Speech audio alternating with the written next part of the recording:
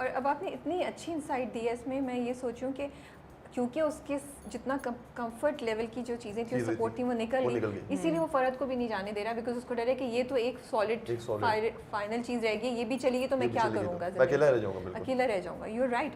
अब मैं आपसे बातें करूँ, मुझे इतने एंगल्स आ रहे हैं, और एक जॉइंट फैमिली में जो रहता है ना बचपन से, उसके लिए अकेला रहना बहुत मुश्किल होता है, बहुत मुश्किल होता है, क्योंकि उसने हमेशा ये देखा है, जैसे इसके लिए है जॉइंट फैमिली में रहना बहुत मुश्किल है, तो जॉइंट फैमिली में रहते हैं उनके लिए अकेला रहना बहुत मुश्किल है। तो वासिफ यही है कि वासिफ को है कि अगर ये भी चली गई ना तो सब चीज़ें खत्म हो जाएंगी मेरे लिए।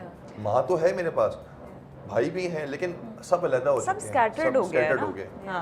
अभी तहसीन भाई के साथ काम किया बेबी बाजी में, क्या इंसान है वो, no doubt, great. Full margin आपको दिया हुआ है, आप काम करो, आपको बता भी रहे हैं ये करना है, और वो 100 मसलों में है वो बंदा। एडीज के मसले भी देख रहा है, वो बाकी चीज़ के मसले भी देख रहा है, ईएनजी के मसले भी देख रहा है, वो टेक्निकल भी, लेकिन उसके बाद वो शॉट भी देख रहा है, फ्रेमिंग भी देख रहा है, लाइट्स भी देख रहा है। उसके बावजूद वो बंदा, उस बंदे में अल्लाह मियां ने कोई ऐसी चीज़ दी है कि उसने एक एक डिटेल जो है ना शॉट की, उस पर उसकी नज़र भी होगी। एंड सबसे बड़ी बात ये है कि आपको पता है टेक्निकल जब होता है या कोई भी चीज़ें प्रोडक्शन की चीज़ होती है, उसमें कहीं ना कहीं ऊंच नीच होती रहती है, मतलब ये एक नॉर्मल सेट की हैपनिंग है।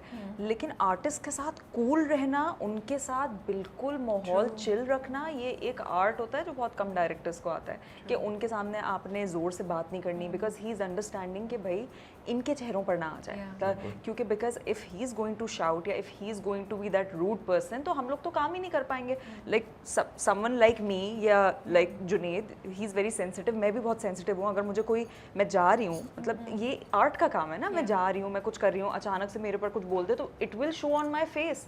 वो Tahseen takes care of this very nicely. वो हमें इतना कंफर्टेबल करके, अच्छा नहीं तुम्हें इस तरह आसान लग रहा है, चलो ठीक है, ये पूरा ग्राउंड आपका है, इसमें आपको जिस तरह करना है परफॉर्म मुझे बताओ। फिर वो बताएगा नहीं तुम्हारा ये वाली चीज़ सही नहीं जा रही, you can do this. So it has been a very nice experience working with him. अच्छा, मैं बता दूं, बीच में हमारे ऊपर कंस्ट्रक्शन हो रही थी तो आवाज़ आई थी, हमने रोका, जब तक हम सेट कर रहे थे, फिर कुछ और बात हम कर रहे थे, फिर कुछ और बात होगी, तो थोड़ा सा आपको शायद डिस्ट्रप्टिव लगे।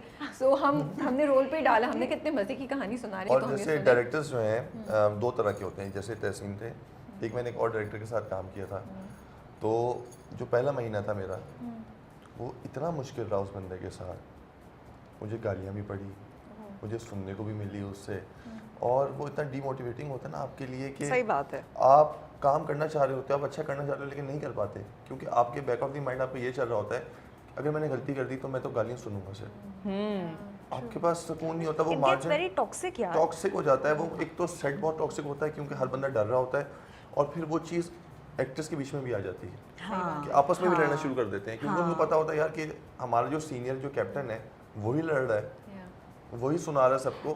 तो वो चीज़ जब मैंने ये साइन किया तो मुझे बहुत डर था इस चीज़ का कि यार ये ना हो कि ये वैसे ही सेट हो और वैसे ही डायरेक्टर हो। तो जब उनसे मैं मिला तो वो इतना अच्छा इंसान, इतना हम्बल, इतना स्वीट, नो डाउट। जब उससे मैंने काम स्टार्ट किया तो हम लोगों को, मेरा पहला जब शॉट था, क्योंकि कैरेक्टर समझने में आपको टाइम लगता है, हमारा पहला सीन हमारे एडी ने मुश्किल आउटडोर रख दिया, सबसे पहला सीन। मैंने कहा तुमने ये क्या किया? अब मेरा पहला सीन फर्स्ट डे हॉस्पिटल का सीन, वो भी इंटेंस सीन रख दिया उस बंदे ने। अब मैं क्या यार तुमने किया क्या? तो डायरेक्टर ने कहा तुम टेंशन ना लो, मैं हूँ ना, मैं तुम्हें बताऊंगा। हमने आई थिंक 15 रीटेक्स किए पहले सीन के। 15 रीटेक्स क्यों? क्योंकि वो एक कैरेक्टर ऐसा था, वो उसके अंदर चाहिए कैसी चीज़ थी, जो डायरेक्टर कह रहा था ये वो रेफरेंस दिए जा रहा है, लेकिन फाइनली जब वो हुआ मैं समझ गया कि ये क्या चाह रहा है। क्योंकि आपको समझने में टाइम लगता है कि डायरेक्टर क्या चाहता है, क्योंकि हर किसी का एक काम करने का तरीका अलग है, हर किसी को अलग तरीके से। तो वो 15 रीटेक्स इसलिए हुए कि मैं हर वेरिएशन देती हूँ। कौन सा वाला सीन है आउटडोर का? ये हॉस्पिटल में जब वो लड़की नहीं आती, उसके अंदर हॉस्पिटल आ जाती है, तो पागल तो नहीं हो गया? तो वो मैंने दिया पहले कि बहुत गुस्से में भी दिया, फिर बहुत लाइटर मोड में दिया कि मैंने कहा वासिफ इतना चीखता नहीं है, वासिफ ये नहीं है। फिर वासिफ के कैरेक्टर को समझने के वासिफ है क्या, कितनी पिच पे जा सकता है, कितना अंडर जा सकता है। 2 दिन तो लगता ही लगता है भाई, मैंने तो सोचा भी नहीं था कितना ऊपर वासिफ की पिच क्या है, क्योंकि वासिफ चीखता नहीं है, वासिफ रो लेगा, लेकिन वासिफ इतना हाई नहीं जाता।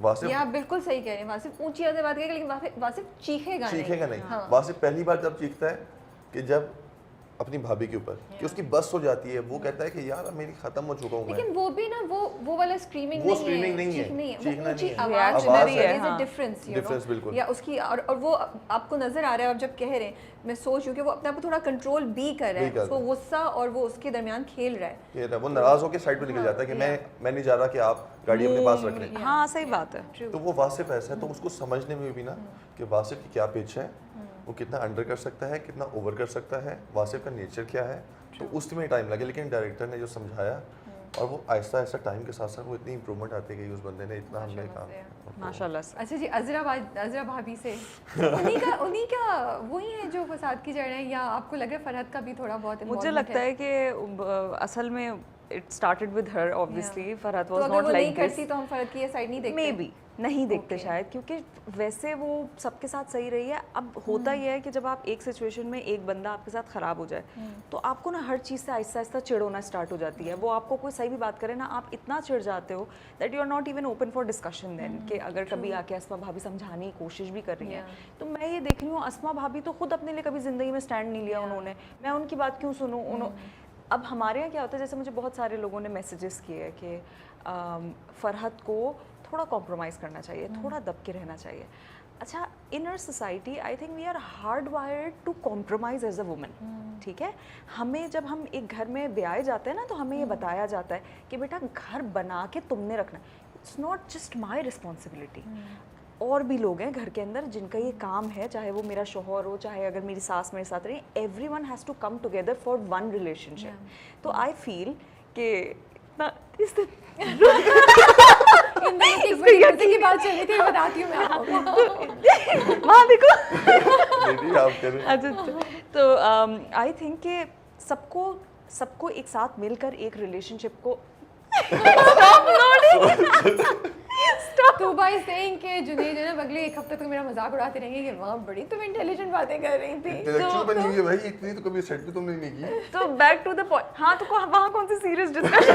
ठीक है, फॉल्ट आपकी है जुनैद, आप इंटेलिजेंट बातें नहीं कर रहे, उन्होंने बोल दिया। बस ये तो देखें, अब बात ये है कि हमें इतनी आदत हो जाती है ये बात सुनने की मुस्तकिल के कॉम्प्रोमाइज़ करना है, घर बसाना है, घर करना है, इसके लिए आप किसी भी एक्सटेंट तक चले जाओ, आप अपने आप को, अपनी मेंटल हेल्थ को आप निगलेक्ट कर दो।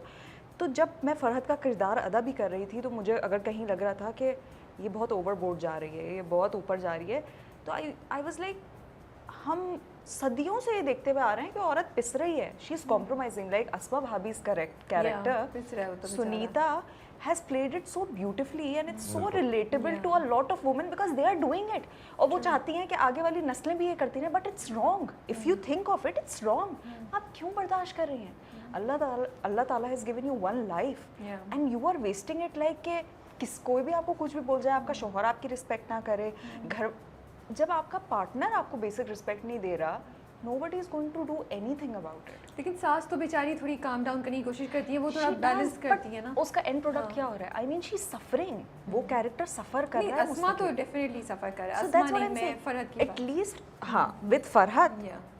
If she is not compromising, वो अपनी जगह सही कर रही है अपने एज ग्रुप के हिसाब से। वो आज की लड़की है, शी नोज़ हर राइट्स, उसको पता है कि मैं क्यों करूँ कॉम्प्रोमाइज़, जब मैंने गलत काम नहीं किया तो मैं क्यों करूँ। हाँ वो बहुत डिफरेंस दिखाया impulsive ना है। कि अस्मा और फरहत के बीच में, हाँ कि एक औरत अपने डिसीजन लेती है, उसके पास पावर है डिसीजन का, वो चाहती है कि मैं बिल्कुल आज़ाद हूँ,